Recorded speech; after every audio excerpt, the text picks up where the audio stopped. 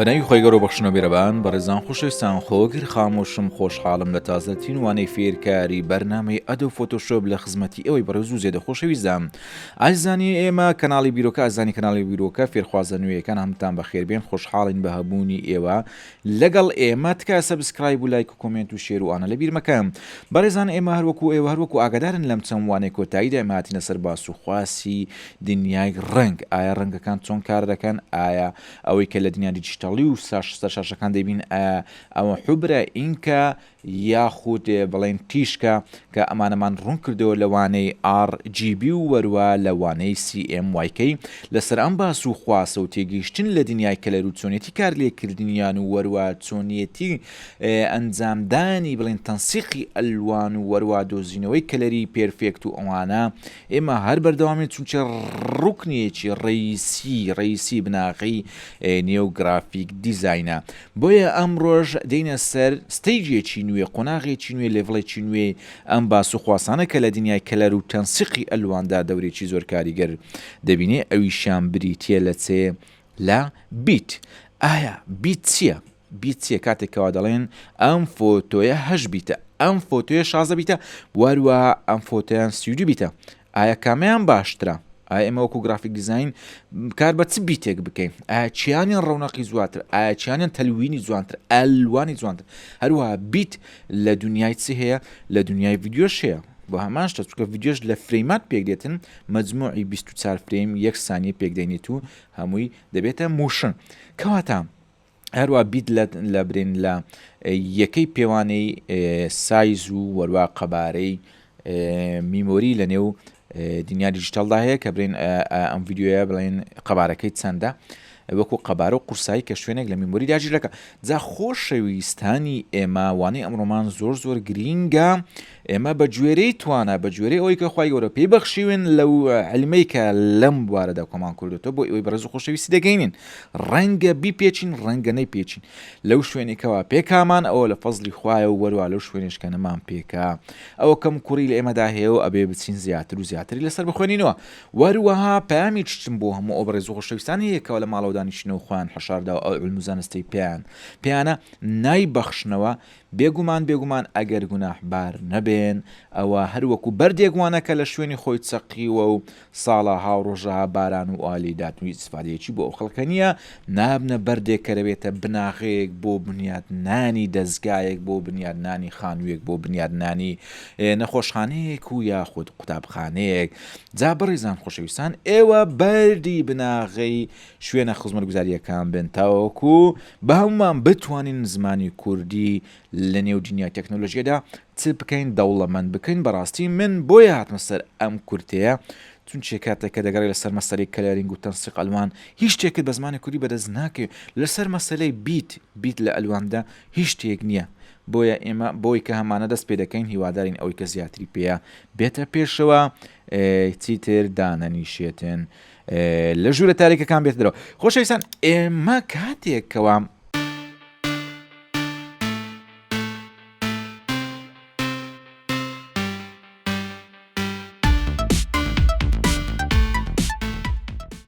فۆتۆیەکمان هەیە یاروەکو لەوانەکانی پێشترش باسمان کرد لە چ پێک دێ لە مەجموعەیەکی زۆری پیکسلات اینجا ئەم فۆتەناوە ئەو فۆتۆیە ناوازیان بۆ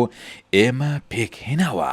جا خۆشەویستانی من ئەم سێوانەیە RGB CMYK وەروە وانەی بیت تقریبا تاواکەری یەکترینە یعنی ئەگەر تۆ وانەی RGB نەبینی بێتن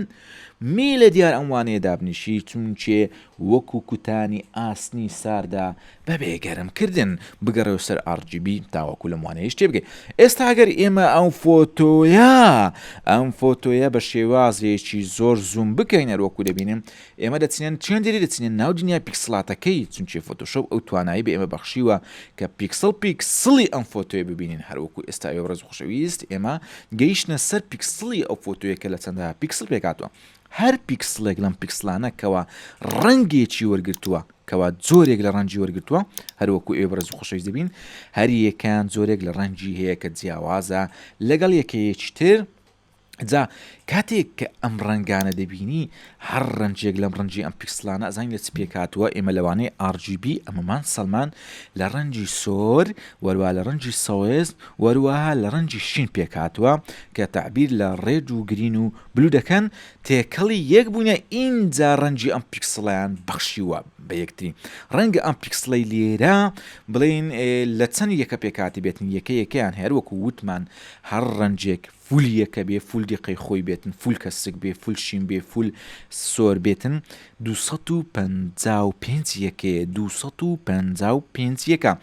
بەڵام بۆ پێکهێنانی ڕەنگێکی تر لێکەی یەکتری کەم دەکەنەوە نومنە ڕەنگە ئەم ڕەنگی لێرە لە 195 وادا بنێن گریمانەیە 95 یەکەی سوور وەروە لە 100 بڵێن لە 200 یەکەی سەوس وەروە لە 137 یەکەی شین پێکات بینجا ئەم ڕەنگە وەکو ڕەنگەیش بێتە ئێمە چونچی هەروەکو وتمان لە دنیا دیجیتاڵ و سکرین RGB بریتێ لە تیشک تیشتی سێ سوور تیشتی سەوز وەروە تیشتی شین کە تعبیر لە چ دەکەن لە دروستکردنی ئەو لەونانە دەکەن کە ئێمە لەسەر شاشە دەبین لەگە دنیای واقعدا دەبێتە سیم وایکەی بۆی ئەم دوانەیە گوێ بدەنێ و ببینن نومنە ئێستا ئێمە بچینە سەر کەلەر پیکەر بزانین ئایا ئەمە لە چەند یەکە پێکاتوە ئەمە چۆن پێک دەتوانین بە دووسێ ڕێگا ئەمە کەشفکەین نومنە بیکەینە ئایدرۆپ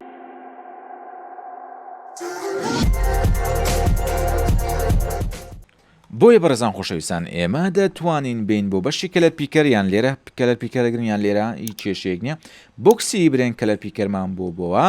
کاتێککە لەسەر ئەم پیکسڵە کلیکت کرد هەروەکو وتمان بەشێکەکەی بە ناوی RGB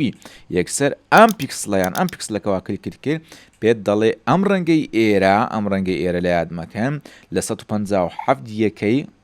سوور لە 170 یەکەی گرین واتە سەوز لە 176 یەکەی بلو ئینجا ئەم ڕەنگەی پێکهێناوە یعنی لەم ئەم یەکانە ئینجا ئەو ڕەنگە جیاوازە بڵێن بۆ ئێمە چاتوە پێک هاتووە جاتۆ ئەگەر بپەڕیتەوە شوێنێکی تر هەر ڕەنگێکی تر کەوا هەڵبژارد یەکسەر کلیک بکەی دەبینی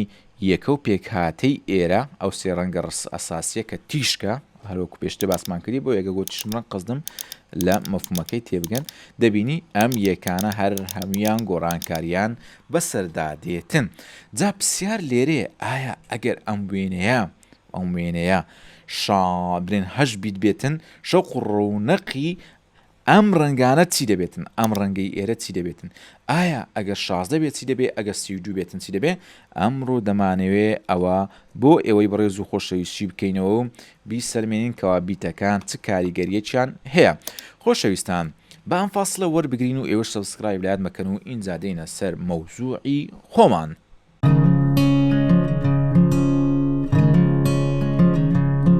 بەخێر بێنەوە بەڕێزان خۆشەویستان ئایزانی ئێمە خۆشحاڵین کە ئەمڕۆ لەم وانەیە ناوازەیەدا لە خزمەتی ئێوە بەڕێز و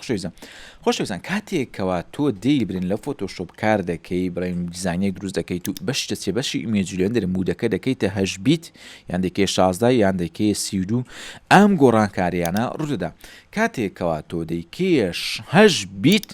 بیت بڵێن کە کردتە 8 بیت ئەوە ڕێنجی کەلەرەکان بۆ نمونە لێرە تا ئێرە گۆڕانکاریەکی ناوازە بەخۆی دەبینە نمونە ئەگەر 8 بیت بێتن ئەلێرە هەتا ئێرە هەر یەکە لە ڕەنجی شین وەروە لە ڕەنجی برێن سوور و وەروە لە ڕەنجی سەوز و وەروە لە ڕەنجی شین شەید وەردەگرێ ئەم شەیدانەتان دیتە ئەوها بەو شێوێ ئاچۆخ بەتەوە ئەمەش ئەو هێلانەی کەوا دەبینن شەیدە لەمە 8 بیتدا سوور بە تەنی ڕێت 256 شەیدی وا وەردەگرێت 256 شەیدی وا وەردەگرێتن وەروە بڵێن سەوزی 256 شەید و هەروەها چیت کەشمان هەبوو ئێمە بلو 256 شەید وەردەگرێت بۆیە لە 8 بیتدا نیشاندانی فۆتۆ بە شێوازێکی تا ڕادەیەک جوان و تێکەڵچێش دەبینی بەڵام ئەگەر بێت و 4 بیت بێتن ئەوە نیشاندانی فۆتۆ بینینی فۆتۆ تا حەدێکی وا دەچێتەوە سەر دنیای کلاسیک بۆ نمونە کاتی خۆی ئێمە ئاتاریمان دەکرد کاتێکەوە ئاتاریمان دەکرد مایکرۆ بوو برێن کوارک بوو هەرچیە بوو کامباتەکان بوو هێشتان دنیای نەبوو بە دنیای بڵێن پلیستیشن ئەوە بە 4 بیت بە 4 بیت دەماندیت دەتاندیت کە هێشتا ڕەنگەکان بە جوانی تێکەڵکێشی یەکتری نەبووبوون بە جوانی تێکەڵکێشی یەکتری نەبووبوون لەبەر ئەوەی ژمارەی شەیدەکان زۆر کەمتر بوو کە تقریبەن 64 شەید بوو لە 4 بیتدا بەڵام کاتێک کە ئێمە هاتینە سەر بڵێن بیتی تازە 8 بیت گۆڕانکاریەکی زۆر ناوازە لە دنیای فۆتۆ وەروە لە دنیای دیجیتەڵ وەروە لە دنیای بڵێن ڤیدیۆئانە ڕوویدا بۆ لە کاتێکە بۆ دنیای CD برن 8 بیت بوو وادابنین کە چووە سەر دنیای بلوڕێی یان دنیای DVD ئەوە گەیشتە چەند 16 بیت شەیدەکان زیاتر بوو بۆی فۆتۆیەکە تا حەدێکی وە تۆ بە شێوازێکی جوانتر دەیبینی لەبەر ئەوەی تێکەڵکێشیەکی باش دەبێتن ئەلێرە لە بۆ ئێرە شەیدەکان ژمارەیان زۆر دەبێت و زیاتر دەستنە پاڵی یەکتری وێنەکە زۆر بەڕوونتر دەبین بۆیە تۆ ئەلە فەرقی ئەم وێنە شەیدەکان تەماشاکە لە 8 بیت چۆنە وەروە لە 16 بیت شەیدەکان زیاتر بە بەڵام عەفوەن لە 8 بیت شەیدەکان زیاتر بە بەڵام کە دەیتە سەر 16 بیت دەبینی شەیدەکان ئەوەندە زۆر بووینە وها تێکەڵکێشی یەکتری بوونە فۆتۆیەکی زۆر بە ڕەونەق و بە شەوق و فول کەلەرمان پێدەبەخشێ جا ئێستا ئێمە گوتمان 256 چەندمان هەیە شەیدمان هەیە لە چەند لە 8 بیتدا بابین ئەمەشی بکەین و ئایا 256 شەیدی سوور و وەروە بڵین سەوز و وەروە شین چەند ڕەنگ لە بۆ ئێمە پیشان دەدا بە ئەم فاسڵەوە گرین و بینەوە.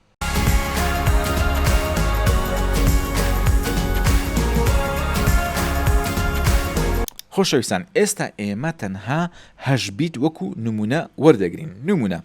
ئێمە لە 8 بیتدا 256 شەیدمان هەیە لە بۆ سوور هەروەکو دەبین لێرە سوورە سەبر ئاسۆغ بەتەوە 256 شەید ئەمەی بەخشیوە بەچێ بە سوور وەروەها ئەوە هەمووی 8 بیتە ئەوەی کە باز دەکەن ئێرە 8 بیتە وەروە 256 شەیدیشمان هەیە لە بۆ سەوز زۆر بە جوانی لە تۆخی هاتۆتەوە سەر ناتۆخی وەروە 256 شەیدیشمان هەیە لە بۆ چێ لە بۆ بلو لە بۆ شینی کە زۆر بە جوانی هاتۆتەوە یەک ئەمە لە 8 بیتدا ئەم وێنەیە هەمووی 8 بیتە کەواتە ئەگەر وێنە 8 بیت بوو پیکسڵێک ئەگەر پیکسڵێک بتەوێت لەونی پێ ببەخشی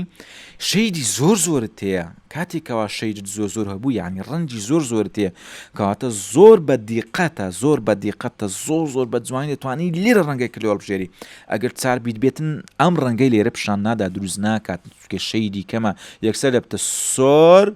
ئاچوخ بەس ئەلێ دەرێت سۆر کەم بۆ ڕەنجی کەم بۆ تا دەگاتە ئاچوخ بەس ئەگەر بێت و 2 بیت بێتن 2 بیت عادەتەن چییە ڕەش و سپی دەرێ ڕەش سپی بەڵام ئەلێرە دەبینی زۆر لە تۆخی هێدی شۆڕ دەبتەوە لە بۆ چێ لە بۆ ناتۆخی نمونە تۆ چیت هەیە گەنمەشامیت هەیە گەنمەشامی بڵێن وا دابنێنەوە جویزمان هەیە وا دەبنین جویز چەندە جویز چەند بیتە با دابنین جویز 2 بیتە هەتا دەتوانین دە جویزی بژمێری لە ناویەک عەلاگە بکەین وانە دوو جویزمان ناویەک عەلاگە بکەی 1 چیلۆ دەکا دەتوانی بژمێری وان بۆ ناتوانیت توچێ یعنی توانینەکەی ئاسانە لەبەر ئەوەی قەباری گەورە بەڵام ئەگەر ئەم جویزانە بکەیە گەنمەشامی بیتەکان و شەیدەکانی زیاتر لەبێ هەر بیتە بەس تێکەڵکێش و ئانە زیاتر لەبێ ژماردنی قورستر دەبێت و ژمارەیەکی زیاتر دێ ئەدی ئەگەر ئەم چیلۆیە بکەیتە چیلۆیەک شەکر کردە چیلۆیەک شەکر دەبێتە دینکە کریستاڵ و شەیدەکانی زۆر دەبێتن زۆر هەندکەرسنە پاڵی یەکتری بۆشایی لە نێوانیاندا زۆر کەم دەبێتەوە ئەدی ئەگەر بیکەیتە 1 چیلۆ ئارد هێشتا ورتر دەبێت و بۆ شایی نێوان ڕەنگەکان زۆر کەم دەبێتەوە و زۆر تێکەڵکێش دەبێت لە کەلەرە هەیە بۆچی برێوچی ئاردی بەیەکتریا دەکەن لە فیستیڤاڵی ڕەنگەکان لە هەندستان چەند ڕەنگەکان جوانن چونچێ وەکو ئاردیە ئەگەر جویزی بەیەکتریدا بکەن جیزی ملەوەن بەیەکتریدا بکەن هیچ ڕەنگ ناگرێتن بۆ شایەکان زۆر گەورە دەبێتن ئەدی ئەگەر شفتی ڕەنگکەن و لە یەکتری بدەن هەموو یەکتری تاوا دەکەن و دەمرن و وەروە تازیەکی عامدادەندرێتن لە هەندستان ڕەنگە بگاتە ئەکتەرەکانیش لە ئەمیتە باچان و وەروە شارۆخان و کەریمخان جابەرزان خۆشەویستە بۆیە چەند بۆشاییەکانی نێوان ڕەنگەکان کەمتر ببتەوە ئەوەندە تەلوین و ئەلوان جوانتر دەبێت ئەمە بریتە لە چەند بێن ئەمە 8 بیتە بۆیە چەند 256مان هەیە لە بۆ سوور 256مان هەیە لە بۆ چێ لە بۆ 256مان هەیە لە بۆ شین. جا ئایا ئەم شەیدانە هەریەکان چەند لەون پێک دەینی؟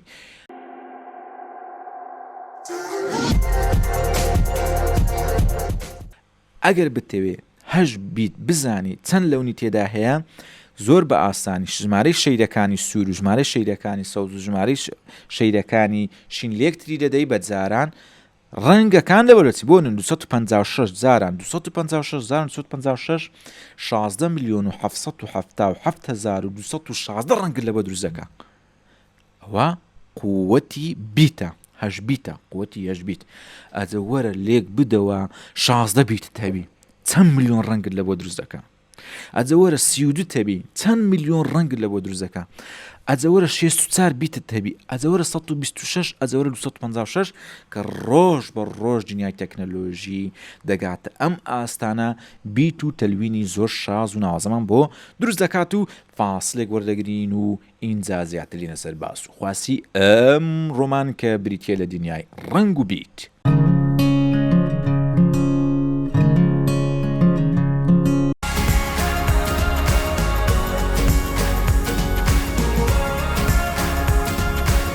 بەڕێزان خۆشەویستان بەخێر بێنەوە.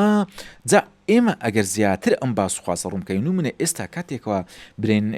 گرافیک کارتەکەی تۆ یان برێن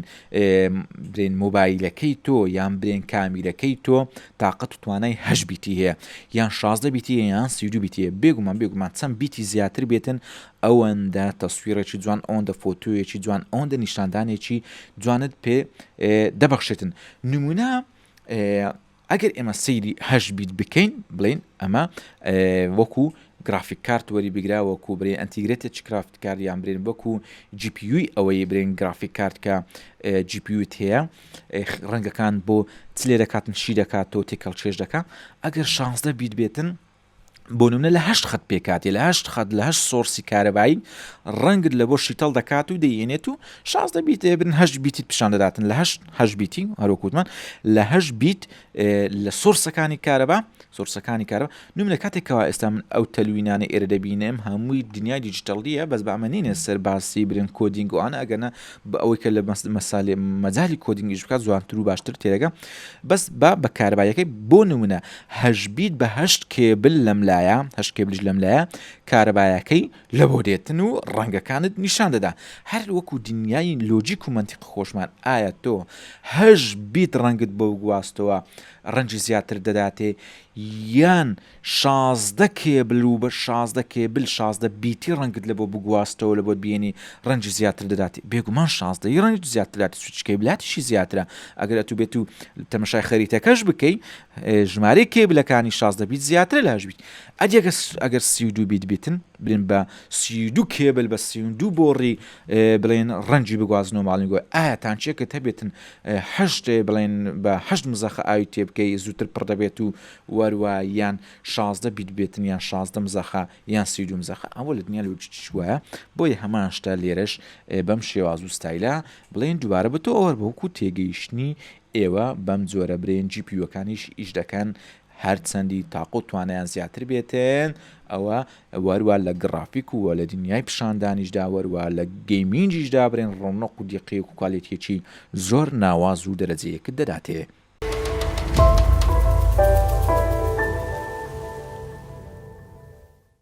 جابڕێزان خۆشەویستان ئێمە گوتمان بڵێن لە 256 لێڤڵ کەلەر یان تۆن یان شەید پێک دێتن 8 بیت وەروە جارانی ترینمان کردو بڵێن ئەوەندە میلیۆنەمانە بۆ دەرچووە کوڕەن. ئایا 16 بیت چەندە؟ 16 بیت لەبەر ئەوەی بیتی زیاترە و شەیدی زیاترە هەر یەکە لە ڕەنجی سۆر و لە ڕەنجی سەوز و لە ڕەنجی بڵێن شین لە 6 چەندە لە 6536 لێڤڵ و تۆن کەلەر پێک دێتن شەید پێک دێتن لە تەنی ژێکتری بە ڕیسکراوی چۆن؟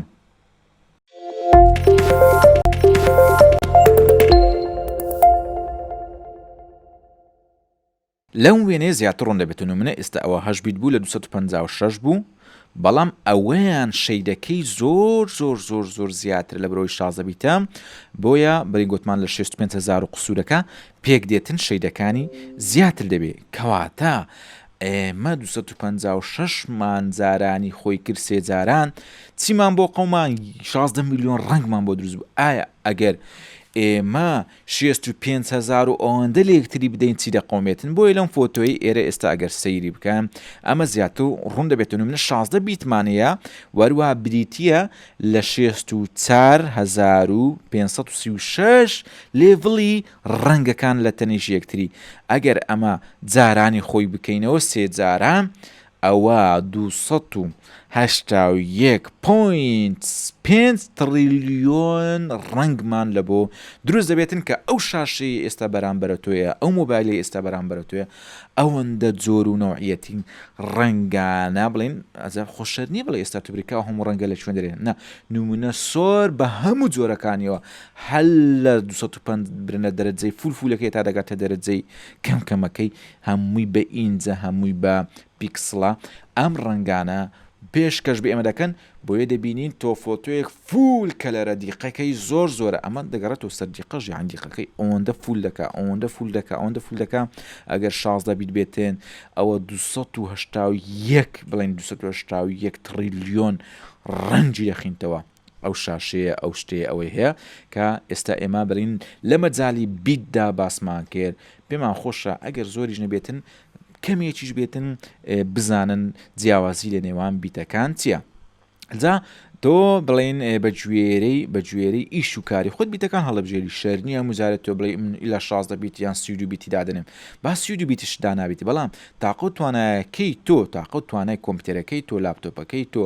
تەنها بتوانێت 8 بیت بخوێنتەوە هەتا ئێوارێش 32 بیتی دابنی ئەو هەر 8 بیتی دەخێنەوە لەبەر ئەوەی کە پیشان ماندای لە وێنەکەی 8 کێبڵی هەیە 8 کێبڵی هەیە برێن GPUەکەی 8 کێبڵی هەیە گرافیک کارتەکەی 8 کێبڵی هەیە 8 پێ دەخێنرێتەوە هەر بە 8 پیشانت دەداتن هەتا ئێوارێ برێن فول کەلەر بیتن ئەو هەر حسابی ئەوەی لە بۆ دەکا ئیلا دەبێت جیازەکە ئەو تاقە و توانای هەبێت نمونەت تۆ تەلەڤیزیۆنێکی HD هەیە بتێ 4K پێ لێ بدەیت هەر بە HD دەبینی هەر بە HD دەبینی بش فڕێر بە HD دەبینی چکە تەلەڤیزیۆنەکە تاقە و توانایەکەی چییە تەنها و تەنها HDە بەڵام تۆ ئەگەر 4Kەکەت هەبێتن وەکو تەلەڤیزیۆن و وەروە ڤیدیۆیەکی 4Kش هەبێت ئینجا دەتوانی فول دیقە بیبینی فول دیقە ببین بۆیە قەت بۆ هەڵمە خەڵەتێ بڵێ من ئیلا بە 32 بیت ئیش دەکەم ئیلا دەبێت بۆ 30 بیت ئیش کرد برین جیازەکەش بڵین تاقە و توانایەکەی وەخو گرافیک کارتەکەی لەو ئاستەداوێتن بۆیە کاتێکەوە تۆ شتێک دەکڕی کامیرەیەک دەکڕی ئەمە جیاوازە کامیرەیەک دەکڕی 8 بیت بیتن بێگومان وێنەی وەکۆ کامیرەیە جوانی کە 16 بیتە 16 بیت دەگرێ یان برێن ئۆپشنی هەیە لە 8 هەتا تا 32 بیتی هەیتی چند بیتی هەڵدەبژێری و فۆتۆیەکەش ڤیدیۆیەکەش بە گوێرەی بیتەکان قورس دەبێتن چونچە ڕەنجی زیاتری تێدەکرێتن هەروەکو وتمان ڕەنجی زیاتری تێدەکرێتن بۆیە قڕستر دەبێتن چەند بیتی کەمتر بێتن بڵێن سایز و قەبارەی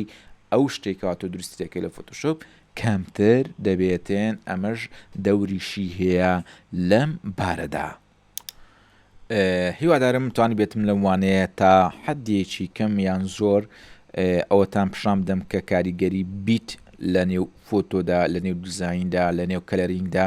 چ کاریگەریەکی هەیە. ئێستا ئێوە دەبێت ئەوە تێگەیش بن چەند بیت زیاتر بێتن ئەوەندە بڵێن ڕێنجی کەلەرەکە بڵێن لێڤلی کەلەرەکە تۆنی کەلەرەکان شەیری کەلەرەکان زیاتر دەبێت و ژمارەی کەلەرەکانیش زیاتر دەبێت و چەندی کەمتریش بێت کەمتر دەبێتن بۆ یەکەم یەکسانە بە کەم وەزنیش وەروە زۆریش یەکسانە بە کوالیتی و وەروە قەبارە گەورەیش ئێوەش دەتوانن زیاتر و زیاتر بچنە سەر مەسەرەی کەلەرینگ هەر دەتوان لە یوتیوب بنووسم theory of color یان بنووسێن بڵێن color space شتێکی لەو بابەتانە شتی جوان جوانتان لە بۆ دێتن بە زمانی ئینگلیزی دەتوان زیاتر سەرنجی بدەنێ و ئێوەش خۆتان زیاتر لەم بارە بەرەو پێشبەرن و دەوڵەمەند بکەن. خۆشەویستان بەم جۆرە دێینە کۆتایی وانەی ئەم ڕۆژمان کە بریتی بوو لە دنیا بیتکایە ئەگەر وانەکەتان بەدڵ بوو تێگەیشتن بە کۆمنت سەرنج و تێبینی و ڕوونکردنەوەی خۆتان بدەن ئێمە سوپاسی ئێوە دەکەین زۆر زۆر مەمنونین. خودا پشتبنای میشەیەم لایەکتان بێت و تکایە هاوکارمان بن لە گەورەکردنی کەناڵی بیرۆکە.